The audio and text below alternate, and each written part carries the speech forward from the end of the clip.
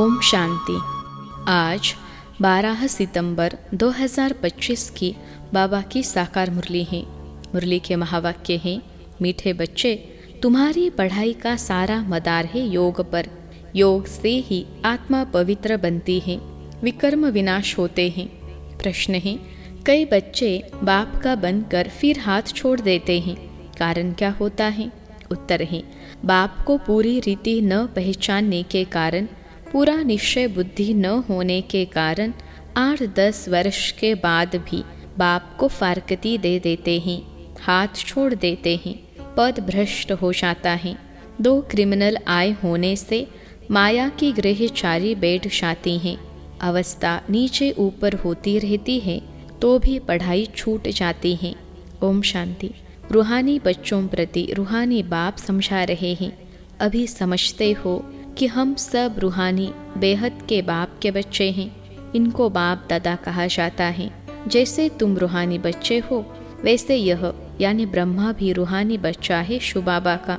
शिव बाबा को रथ तो ज़रूर चाहिए ना, इसलिए जैसे तुम आत्माओं को ऑर्गन्स मिले हुए हैं कर्म करने के लिए, वैसे शिव बाबा का भी यह रथ है, क्योंकि यह कर्म क्षेत्र है जहाँ कर्म करना होता है।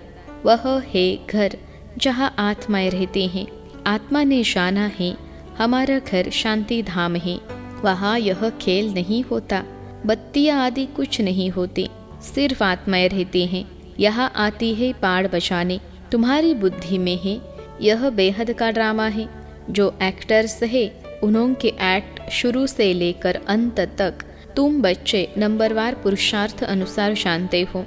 यहाँ कोई साधु संत आदि नहीं समझाते हैं। यहाँ हम बच्चे बेहद के बाप पास बैठे हैं।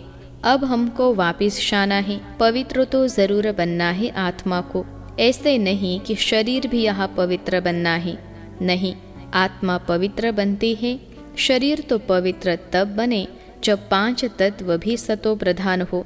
अब तुम्हारी आत्मा पुरुषार्थ कर पावन बन रही है। वहाँ आत्मा और शरीर दोनों पवित्र होते हैं। यहाँ नहीं हो सकते। आत्मा पवित्र बन जाती है तो फिर पुराना शरीर छोड़ती है, फिर नए तत्वों से नए शरीर बनते हैं। तुम जानते हो हमारी आत्मा बेहद के बाप को याद करती है व नहीं करती है? यह तो हर एक को अपने से पूछना है। पढ़ाई का सारा मदार है योग पर। पढ़ाई तो सहज है, समझ गए हैं कि चक्र कैसे फिरता है। मुख्य है ही याद की यात्रा। यह अंदर गुप्त है, देखने में थोड़े ही आता है।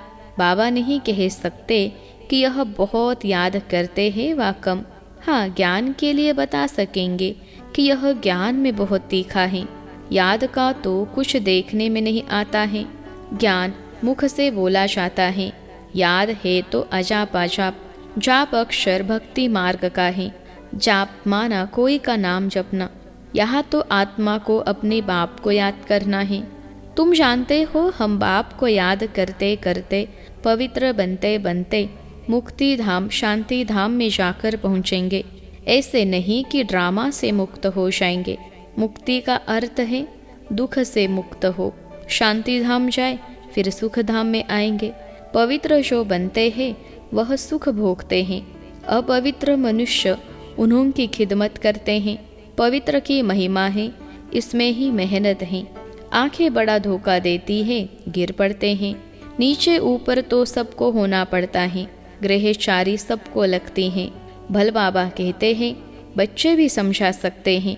फिर कहते हैं माता गुरु चाहिए, क्योंकि अब माता गुरु का सिस्टम चलता है।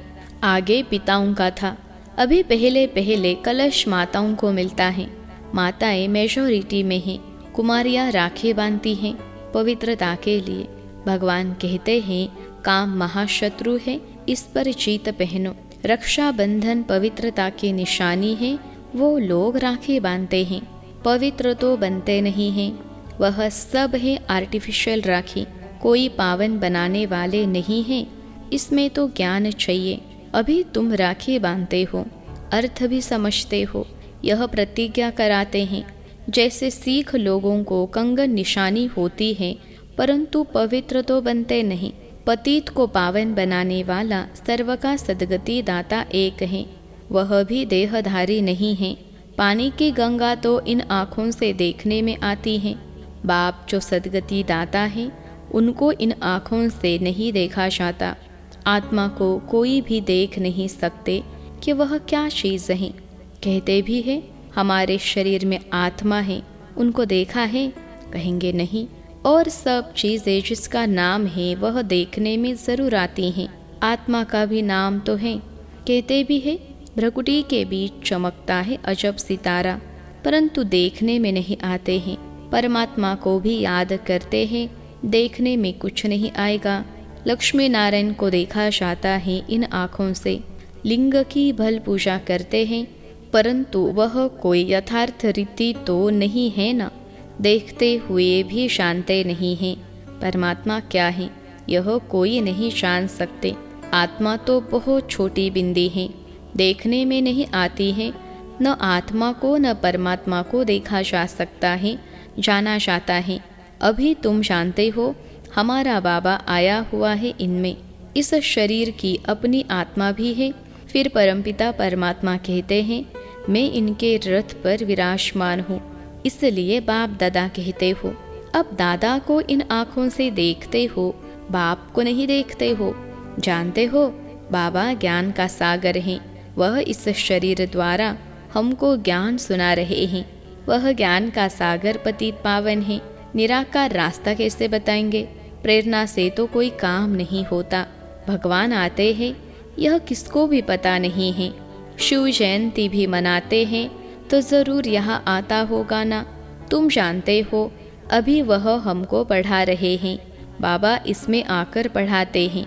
बाबा को पूरी रीति न पहचानने कारण, निश्चय बुद्धि न होने कारण 8-10 वर्ष के बाद भी फारकती दे देते हैं।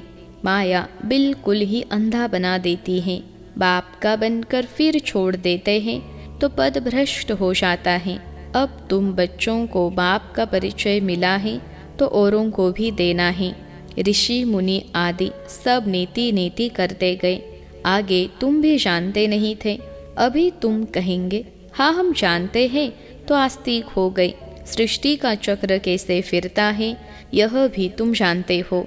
सारी दुनिया और तुम खुद इस पढ़ाई के पहले नास्तिक थे। अब बाप ने समझाया है तो तुम कहते हो हमको परमपिता परमात्मा बाप ने समझाया है, आस्तिक बनाया है। हम रचता और रचना के आदि मध्य अंत को नहीं जानते थे। बाप है रचता, बाप ही संगम पर आकर नई दुनिया की स्थापना भी करते हैं और पुरानी दुनिया का विनाश भी करते हैं। पुरानी दुनिया के विनाश के लिए यह महाभारत लड़ाई है, जिसके लिए समझते हैं उस समय श्री कृष्ण था। अभी तुम समझते हो निराकार बाप था, उनको देखा नहीं जाता है। श्री कृष्ण का तो चित्र है, देखा जाता है। शिव को देख नहीं सकते।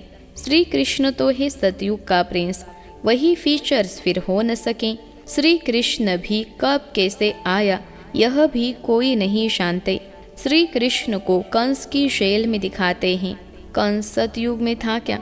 यह हो कैसे सकता? कंस असुर को कहा जाता है। इस समय सारी आसुरी संप्रदाय है ना, एक दो को मारते काटते रहते हैं। दैवी दुनिया थी यह भूल गए हैं। ईश्वरीय दैवी दुनिया ईश्वर ने स्थापन की, यह भी तुम्हारी बुद्धि में है। नंबरवार पुरुषार्थ अनुसार अभी तुम हो ईश्वरीय परिवार, फिर वहाँ होंगे देवी परिवार।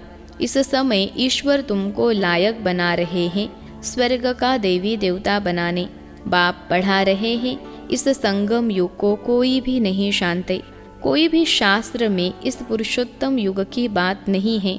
पुरुषोत्तम युग अर्थात जहाँ पुरुषोत्तम बनना होता है। सतयुग को कहेंगे पुरुषोत्तम युग। इस समय तो मनुष्य पुरुषोत्तम नहीं है, इनको तो कनिष्ठ तमो प्रधान कहेंगे। यह सब बातें सिवाय तुम ब्राह्मणों के और कोई नहीं समझ सकते। बाप कहते हैं यह है आसुरी भ्रष्टाचारी दुनिया। सतयुग में ऐसा कोई वातावरण नहीं होता, वह थी श्रेष्ठाचारी दुनिया। उन्होंने चित्र हैं। बरोबर यह श्रेष्ठाचारी दुनिया के मालिक थे। भारत के राजा होकर गए हैं जो पूजे जाते हैं। पूज्य पवित्र थे, जो ही फिर पुजारी बने। पुजारी भक्ति मार्ग को, पूज्य ज्ञान मार्ग को कहा जाता है। पूज्य सो पुजारी, पुजारी फिर पूज्य कैसे बनते हैं यह भी तुम जानते हो। इस दुनिया में पूज्य एक भी हो न सके।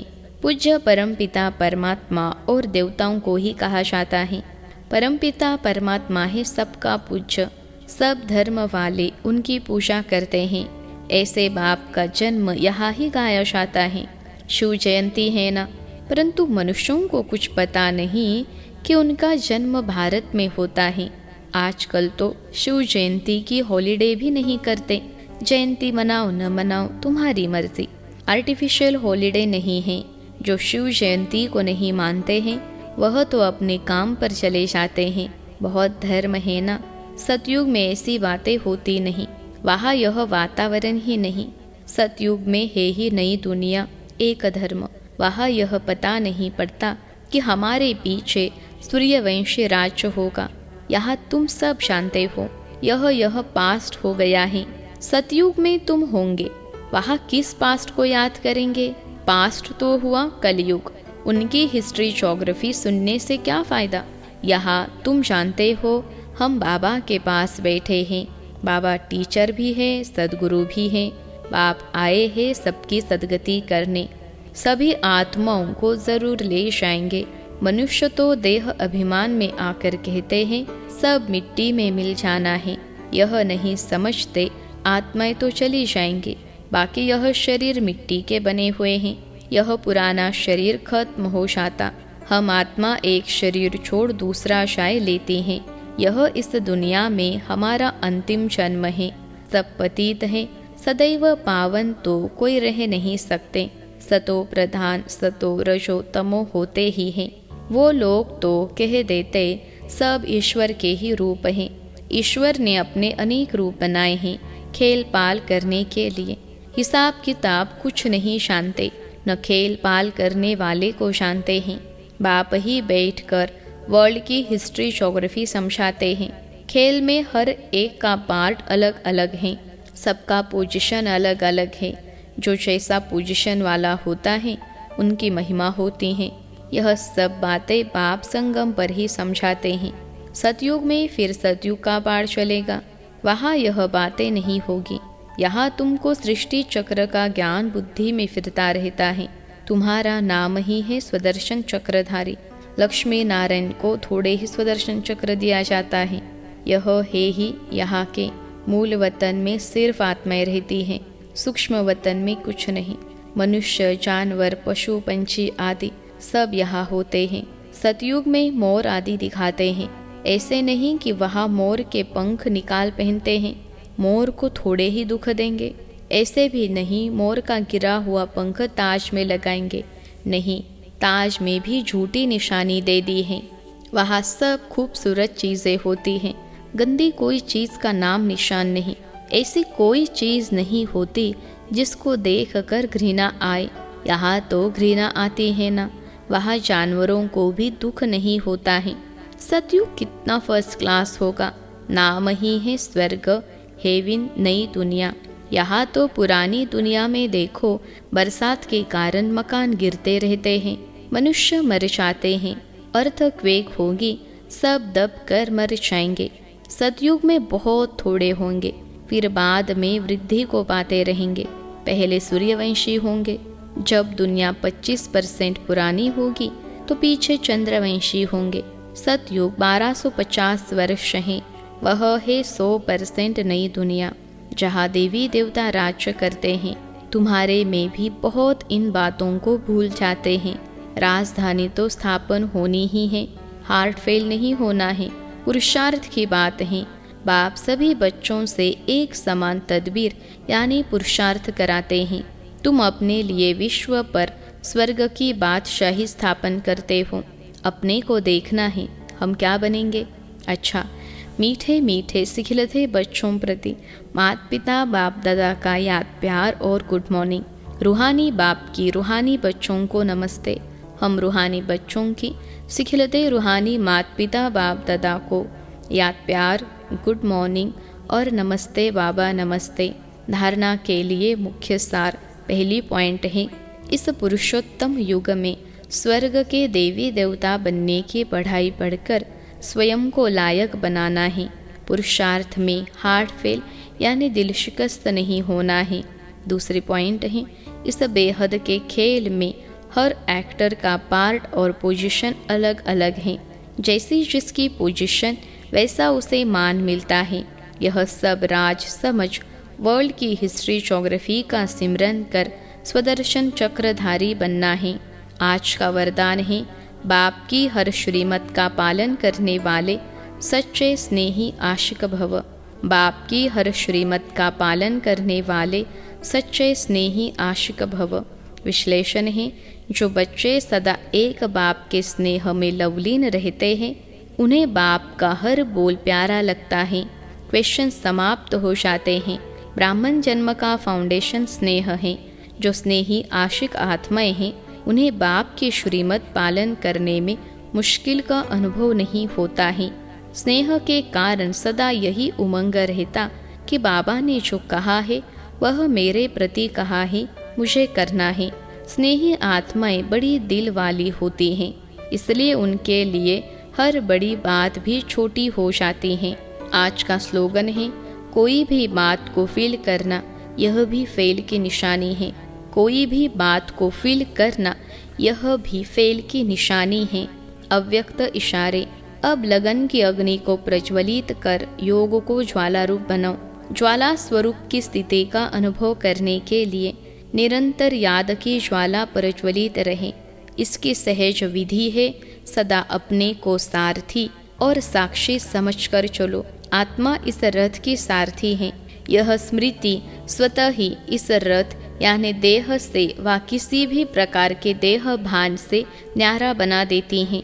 स्वयं को सारथी समझने से सर्व कर्मेंद्रियां अपने कंट्रोल में रहती हैं। सूक्ष्म शक्तियाँ मन बुद्धि संस्कार भी ऑर्डर प्रमाण रहते हैं। अच्छा, ओम शांति।